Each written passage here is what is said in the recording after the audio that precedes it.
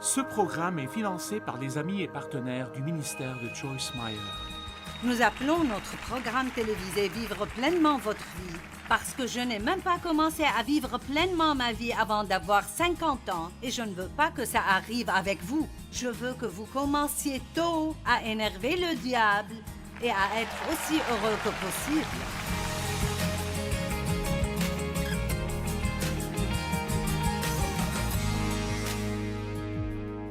Je fais une série sur la joie et la réjouissance. Nous nous concentrons sur la plénitude dans la vie. Pas juste vivre la vie, pas juste survivre, mais en fait, vivre pleinement la vie. Pas juste pendant les vacances, pas juste quand vous allez acheter de nouveaux vêtements, pas juste quand vous avez un jour de congé, mais quand vous vivez pleinement la vie ordinaire de tous les jours, parfois la même vieille vie ennuyante si nous la laissons l'être. Nous faisons tous beaucoup des mêmes choses, encore et encore et encore et encore, mais j'ai partagé hier que dans toute situation, qu'importe combien vous détestez cela ou vous ne voulez pas le faire, l'un des grands secrets pour prendre plaisir à quoi que ce soit est de trouver une chose pour laquelle être reconnaissant dans cette situation ou dans cette chose. Par exemple, j'en ai parlé hier, beaucoup de personnes disent « je déteste faire la lessive ». Je n'aime pas le jour de la lessive. Vous pourriez changer votre attitude en disant « Dieu merci, j'ai des habits ».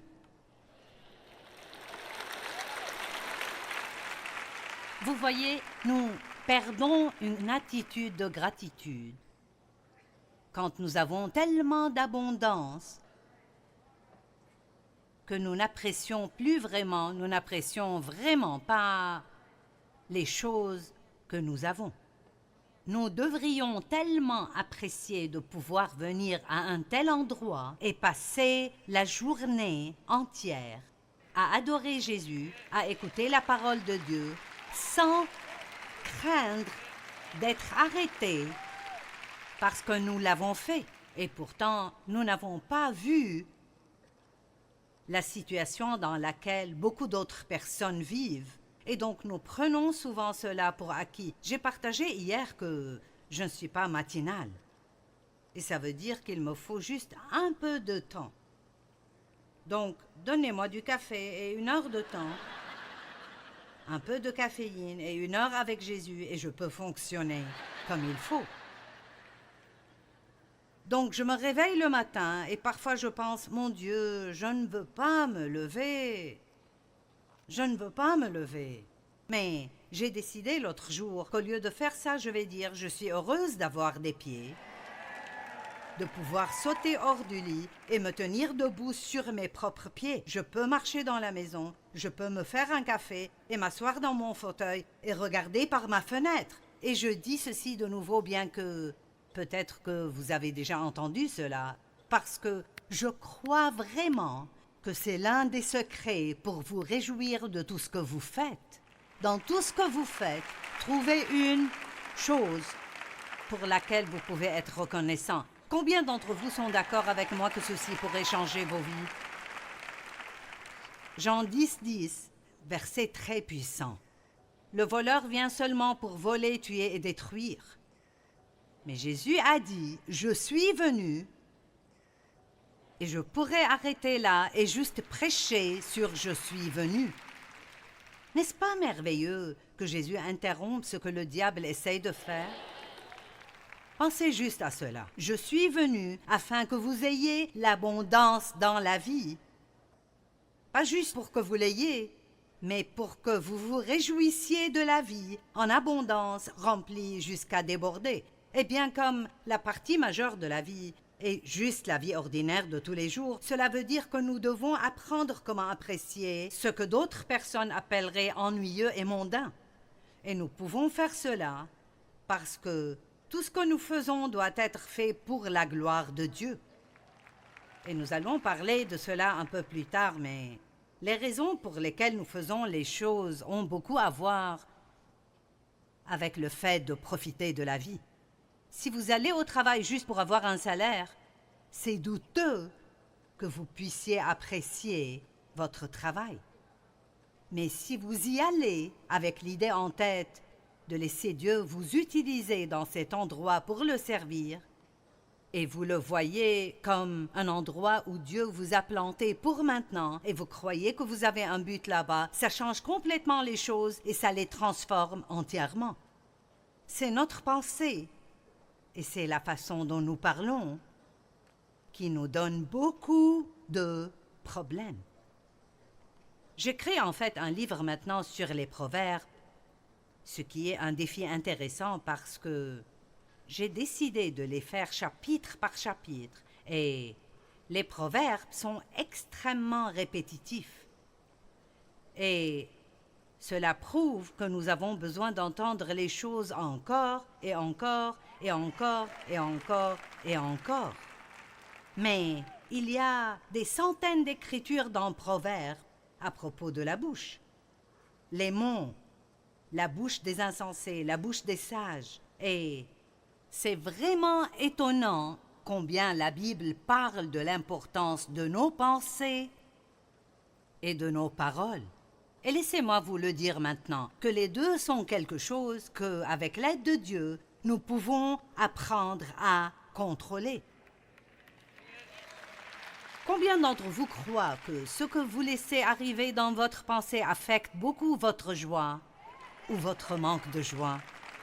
D'accord. Si vous passez votre journée à penser à de mauvaises choses, quoi que vous ayez ou ce que vous fassiez, vous n'en jouirez pas. Parce que notre véritable vie est en nous. Je veux vous parler de la vie interne et que vous vous connectiez avec ce qui arrive à l'intérieur de vous. Parce que nous pouvons le prendre à l'église et nous pouvons dire « Loué soit Dieu » et sourire à tout le monde et applaudir à tous les bons moments, mais ça ne veut pas dire que c'est vraiment nous. Amen. Vous pouvez cacher le véritable vous de quelqu'un d'autre, mais pas le cacher de Dieu. Vous ne pouvez pas le cacher de vous-même. Nous pouvons regarder quelqu'un et sourire et penser « Cette tenue que tu as mise est le truc le plus stupide que j'ai vu de ma vie. » Eh bien, loué soit Dieu, c'est bon de te voir aujourd'hui. Je pense que c'est le moment d'être réel. Et quand je dis réel, je ne veux pas dire « dites cette tenue est stupide sur toi », mais je veux dire nous devons réaliser ce que nous pensons être le vrai nous. Ce n'est pas ce que nous prétendons être. Et donc, nous nous nourrissons de nos pensées. Et la Bible le dit dans Proverbe 18 que nous ravalerons nos mots. Vous connaissez l'expression « tu ravaleras ces paroles ». Eh bien, ça vient de Proverbe 18, 21 qui dit que nous mangerons les fruits de nos paroles. Donc, vous savez, nous avons la joie. Ne priez pas pour que Dieu vous donne la joie, priez plutôt pour apprendre ce qui bloque votre joie. Vous l'avez déjà. Nous passons beaucoup de temps à prier pour des choses que nous avons déjà. Et nous devons plutôt penser, si j'ai ceci, alors pourquoi est-ce que je ne l'utilise pas? Et dans l'Ancienne Alliance, dans l'Ancien Testament, beaucoup de la façon dont, disons, les ennemis des Israélites essayaient de les affecter en jetant des pierres dans leur puits, jusqu'à ce qu'ils soient bloqués. Ils ne pouvaient alors plus en sortir de l'eau. Donc, je veux que vous vous voyiez aujourd'hui comme un puits. Et à travers la nouvelle naissance en Jésus-Christ, il vient pour vivre à l'intérieur de vous. Et donc, s'il vient, tout ce qu'il est vient avec lui. Nous avons le fruit de l'esprit. Nous avons la paix. La Bible dit dans Jean 14, 27, « Je vous laisse ma paix. » Jésus nous a légué et nous a donné sa paix. Nous avons le fruit de l'esprit, l'amour, la joie, la paix, la patience, la bonté, la gentillesse, la douceur, l'humilité. Vous avez la maîtrise de soi. Oh oui, vous l'avez. Si vous ne l'utilisez pas, ça ne veut pas dire que vous ne l'avez pas. Alors arrêtez de dire « Eh bien, je n'ai pas de maîtrise de soi ». Si, vous en avez. Dites plutôt « J'ai beaucoup de maîtrise de soi, mais je ne l'utilise pas ». Et donc, vous avez de la joie. Mais Satan vous jette des pierres de jalousie et des pierres d'envie et des pierres d'inquiétude et de grands rochers de culpabilisation et toutes sortes de choses dans nos puits jusqu'à ce que toutes les bonnes choses là-dedans soient bloquées. Donc, au lieu de prier pour toutes ces choses que nous avons déjà, nous devons demander à Dieu de nous montrer ce qui les bloque et avec son aide, commencer à les enlever l'une après l'autre. L'une des choses que David a faites quand il est devenu roi est de déboucher les puits. Et je pense qu'aujourd'hui pourrait être un jour de débouchement des puits. Alléluia. Très bien. L'homme est comme les pensées de son âme, Proverbe 23, 7, verset très puissant. L'homme est comme les pensées de son âme. Si nous pensons aux problèmes et aux choses tristes et négatives, ça affecte négativement l'expression de notre joie. Mais je vous dirai qu'est-ce qui donne de la joie, et c'est l'espérance. L'espérance est un mot si puissant, et ce n'est pas comme le monde y pense. Eh bien, j'espère que quelque chose de bien arrivera, mais je ne sais pas.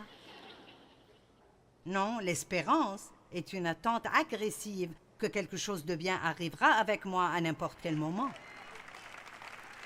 L'espérance se rapporte à votre attente. Donc, laissez-moi vous demander, qu'attendez-vous de la vie? À quoi vous attendez-vous aujourd'hui?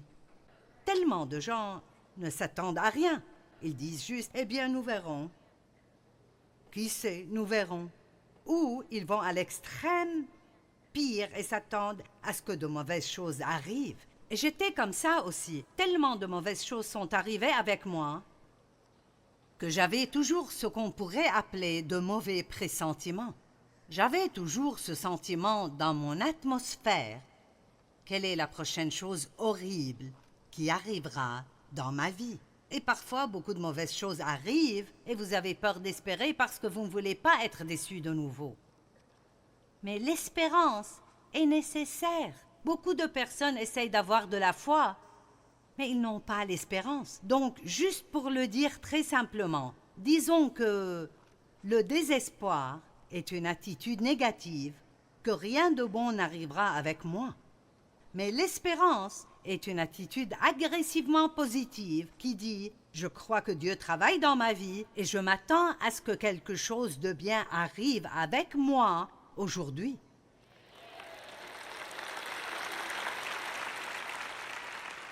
Donc, vous voulez vous débarrasser de toutes les pierres du désespoir.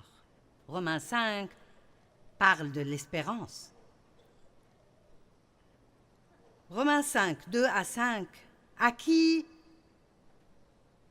il parle bien sûr de Jésus.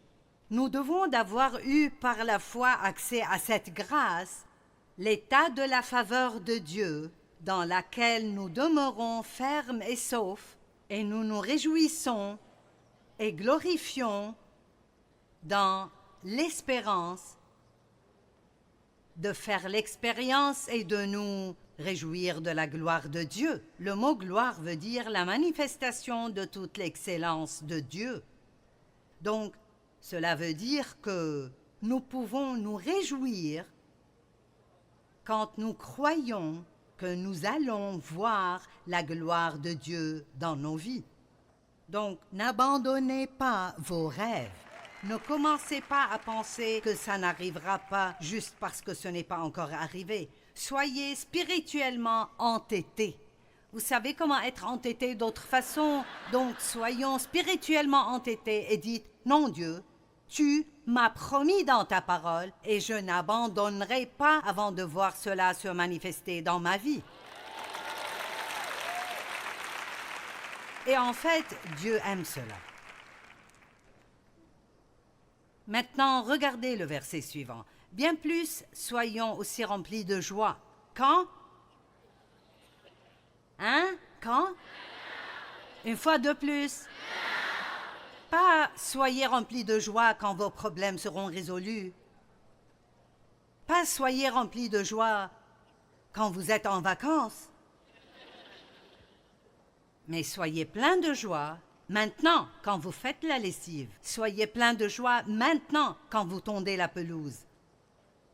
Soyez pleins de joie maintenant quand le directeur de l'école vous appelle. Savez-vous combien de choses il y a dans le monde qui essayent de voler notre joie chaque jour? Je veux dire, le monde est plein de ce que j'appelle ravisseurs de joie. Ils sont des choses et des gens qui, c'est leur mission dans la vie de juste essayer de voir combien ils peuvent vous rendre misérable et combien ils peuvent vous énerver. Et je suis arrivée au point où j'aime jouer ce jeu parce que le diable ne vaincra pas et je resterai heureuse.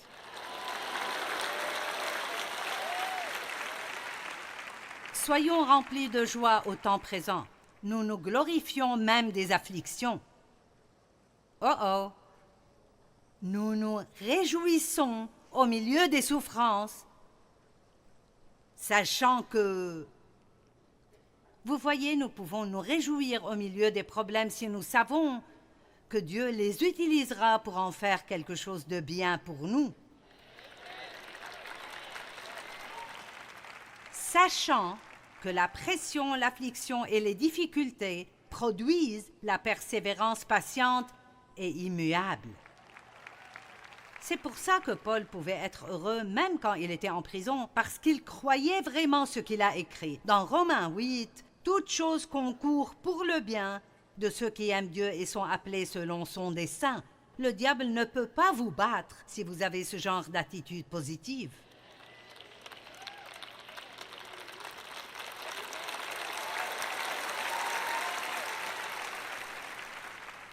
Et je sais que quelqu'un pense, tu ne connais juste pas les problèmes que j'ai. Vous savez quoi?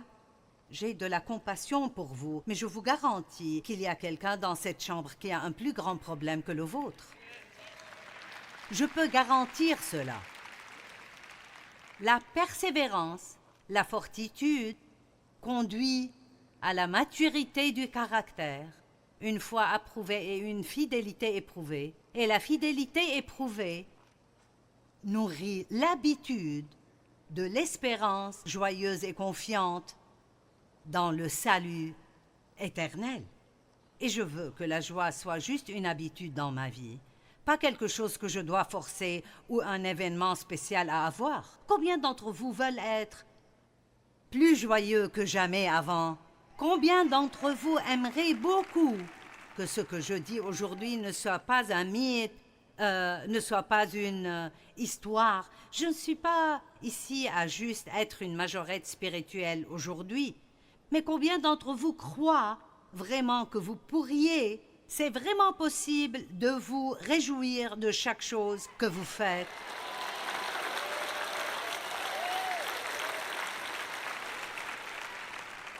Mon temps avec vous est très important pour moi.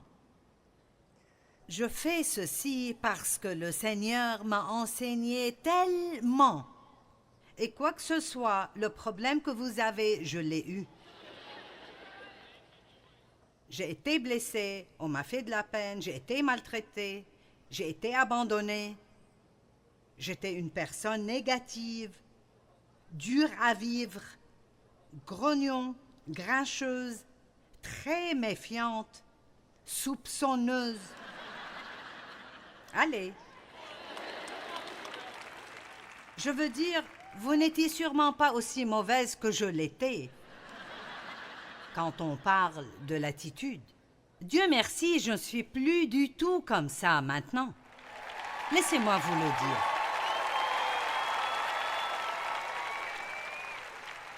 C'est absolument vrai que Dieu nous façonne. Il nous change. Et si nous continuons dans la parole, je ne sais même pas si vous savez combien c'est précieux pour vous d'être ici aujourd'hui. Écoutez-moi, ce que vous allez apprendre juste Aujourd'hui, ou si vous étiez ici hier, vous investissez près de 23 heures là-dessus. Et je vous le dis, vous allez apprendre beaucoup plus que si vous restez chez vous à regarder la télé sur le canapé. Ce sont des choses qui resteront avec vous. Même cette exhortation à passer du temps avec vos enfants, vous savez, juste cette petite chose peut totalement changer certains de vos enfants. Et je fais ceci parce que je sais ce que la parole de Dieu peut faire pour vous, et je crois de tout mon cœur, je crois vraiment que vous pouvez apprendre à jouir de chaque chose que vous faites si vous appliquez ces principes que je partage. Nous appelons notre programme télévisé « Vivre pleinement votre vie » parce que je n'ai même pas commencé à vivre pleinement ma vie avant d'avoir 50 ans et je ne veux pas que ça arrive avec vous. Je veux que vous commenciez tôt à énerver le diable et à être aussi heureux que possible.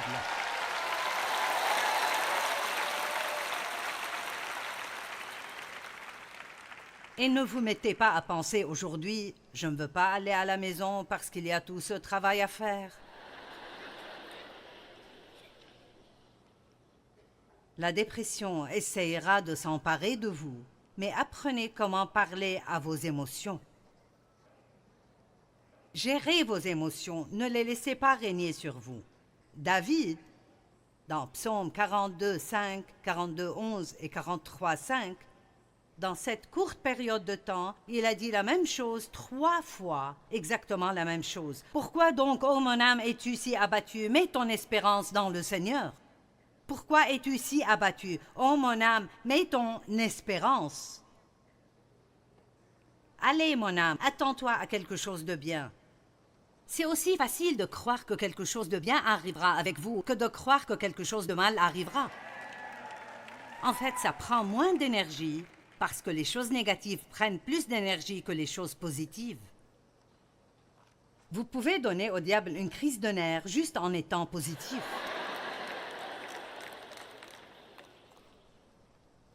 Souvent, nous avons cette attitude d'attendre de voir.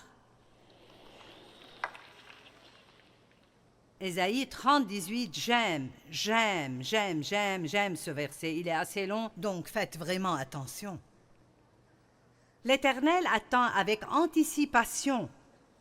Et qu'est-ce que ça veut dire d'attendre? Il espère, il cherche, il désire le moment de vous faire grâce. Quand la Bible dit « ceux qui attendent l'Éternel », ça ne veut pas dire que vous ne faites rien. Ça veut dire que vous êtes là, mais vous vous attendez à ce que Dieu vienne à n'importe quel moment et qu'il fasse quelque chose de grand dans votre vie. L'Éternel attend avec anticipation. Il espère, cherche et désire le moment de vous faire grâce et donc il se lèvera pour vous manifester sa compassion, sa bonté et son amour, car l'Éternel est un Dieu juste. Dieu rend les mauvaises choses bonnes. Maintenant, faites attention à la suite. Bénis, heureux, chanceux et enviables, tous ceux qui l'attendent avec anticipation, qui le désirent, l'espèrent et le cherchent. Sa victoire, sa faveur, son amour, sa paix, sa joie et son amitié entière et sans pareil. Donc là, nous avons Dieu qui attend, cherche et désire quelqu'un envers qui être bon, et le seul genre de personne envers qui il peut être bon, et ceux qui l'attendent le cherchent et désirent qu'il soit bon envers eux. Maintenant, je veux savoir si ce sera vous ou quelqu'un d'autre.